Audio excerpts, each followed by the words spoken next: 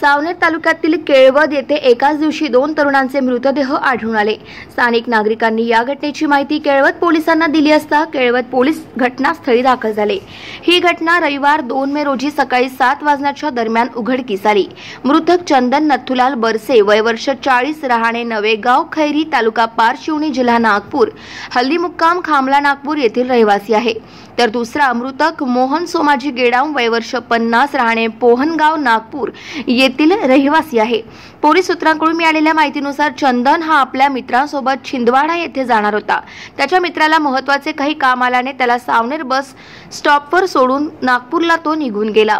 मृतक चंदन याला दारूचे व्यसन असल्याने दारू पिऊन हा केळवद येथे पोहोचला।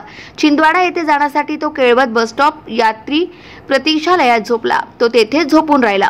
दारूचे अतिसेवन आणि ऊन तापत असताना पाणी न मिळाल्याने उष्माघातानेच त्याचा मृत्यू झाला असा प्राथमिक अंदाज व्यक्त करण्यात येत आहे। तर दुसऱ्या घटनेत मृतक मोहन याची बहीण केळवदला राहत असल्याने तो केळवद येथे आला होता। सकाळी 7 वाजता हा आदर्श विद्यालय केळवद येथील हायवेच्या बाजूला मृतावस्थेत नागरिकांना दिसून आला। याला दारूचे अतिसेवन आणि उन्हाळ्याचा ताण यामुळे उष्माघाताने त्याचा मृत्यू झाला असावा असा प्राथमिक अंदाज व्यक्त करण्यात येत आहे। मृतकांना हितेश दादा बनसोड यांच्या रुग्णवाहिकेने शवविच्छेदनाकरिता सावनेर येथील प्राथमिक आरोग्य केंद्रात आणण्यात आले। शवविच्छेदनानंतर मृतदेह त्यांच्या नातेवाईकांना अंतिम संस्काराकरिता सोपवण्यात आले।